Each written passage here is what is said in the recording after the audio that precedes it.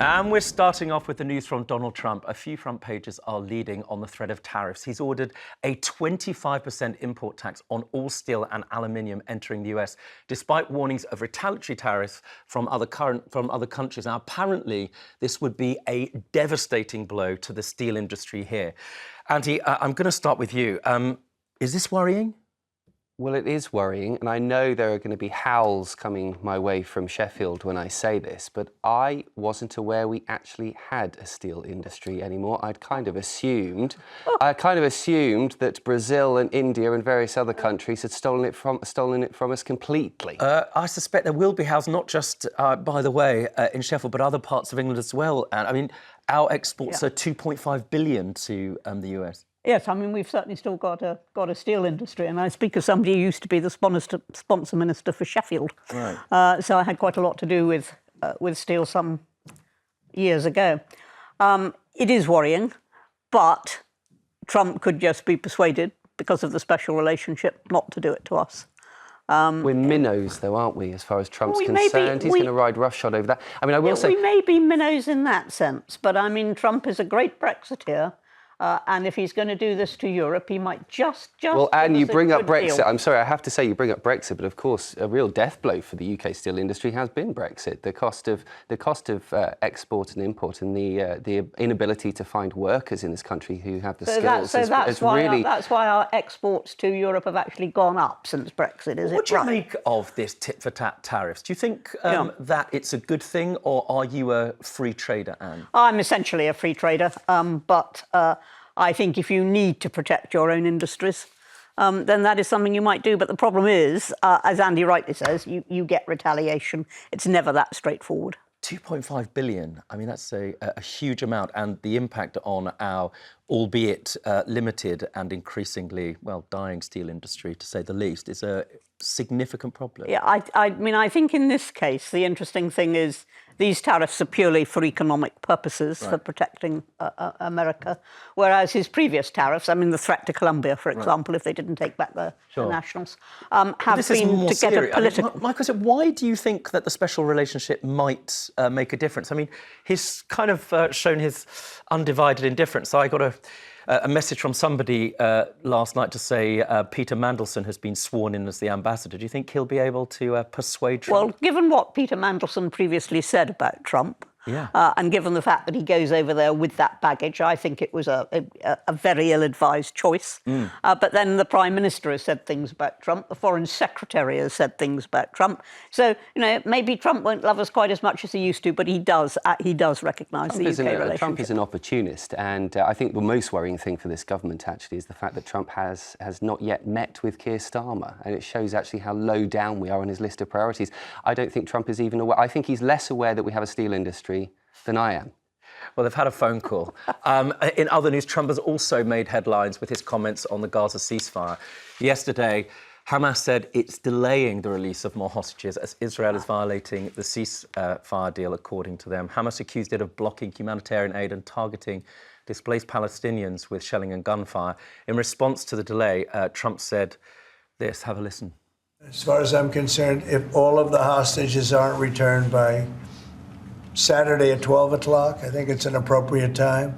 I would say cancel it and all bets are off, and let hell break out.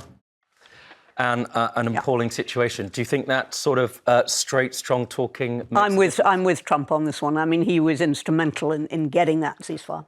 And I'm with him on this one. I mean, if both sides aren't observing properly what they said they'll do, and Hamas is supposed to be releasing these hostages, it's not some extra demand, then I think, that you say, right, OK, if you won't do it, end of. Yeah, Andy, there'll be people at home saying, well, that's all very well, but the people who are most likely to be affected are ordinary Gazans, Palestinians, and it's, to say the least, the casualty rate is difficult to fathom. I think most people would agree that we need to end this conflict as soon as possible and stop the killing and free the hostages. I am slightly suspicious as to why Hamas have decided not to release the hostages, and I can't help but wonder, and I say it I say it with, great fear and concern that perhaps it's because they're worried about the state of the hostages that they're going to release and the response of the international community when we continue to see people being released who are emaciated and who have clearly been tortured. Well, not just that, but the way in which they're paraded in front of masked men well, to say the least, And their dignity is reduced to the last at that last forced to speak about, I'm looking forward to seeing my wife and my children when those They're dead. the captors are well aware they're dead. I mean, the cruelty for that is appalling. unimaginable. Appalling. I mean, one of the difficulties is looking at the Hamas arm wing statements. One of the things they say is, according to the release of Zionist prisoners, etc., we reaffirm our commitment to the terms of the agreement as long as the occupation adheres to them. They don't mention Israel in there. I mean, the reality is that this is a negotiation and a deal, but it's a deal between an armed wing of a terrorist organisation that has refused to recognise Israel, and at the heart of their mission and their founding charter, they still are, well, hell-bent on the destruction of Israel. That makes it very difficult in the long term to see, after this peace deal, assuming it survives, whether or not there can be any enduring peace, right? And I mean, the terms for the, any enduring peace will be very interesting. I mean, we've already had Trump's proposal that Gaza should be pretty well emptied and turned into some sort of holiday centre. But I mean, whatever happens, it's not going to happen tomorrow morning, and it's not going to happen without further trouble. Yeah, I mean, I suspect there'll be lots of people at home with strong views about that, and I look forward to hearing from you on X, but try and keep the anti-Semitism to a minimum. I'd be grateful. We also have to mention that Trump has ordered the US Treasury to stop minting 1-cent coins. This has prompted number 10 to promise that 1 and 2p coins aren't phased out here. And do we need the pennies? What do you reckon? Well, every time there is a proposal to abolish a small coin, there is an outcry. Why? Well, first of all, the charities don't like it because, of course, people put their loose change into charity boxes at shops. But equally, having said that, now that we're all moving towards cards, I would have thought that effect was diminishing anyway. Right.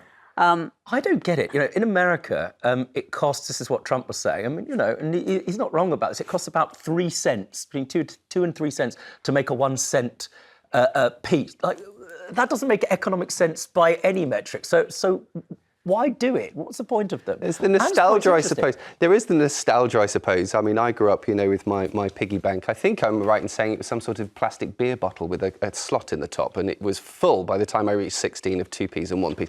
We have this connection, don't we? When you were a child, somebody thought that your piggy bank should be in the shape of beer. Yes, they where knew me well. Happy 6th birthday, here's a vodka bottle. I mean, yes, I hit 16 and I had just enough 1p's and 2p's to buy myself the equivalent of 1 pint at today's prices, probably.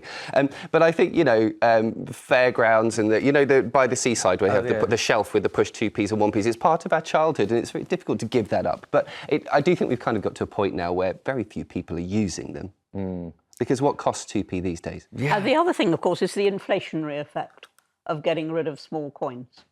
Because, you're selling something for something and twopence. Yes. The twopence goes, yes. You start selling it for something in 5p. You don't go down to... That's true. We'll add to prices. I just like being in a room with anybody who says twopence. I feel like I've died and woken up in Mary Poppins. Who knew there was twopence? Shillings as well, perhaps.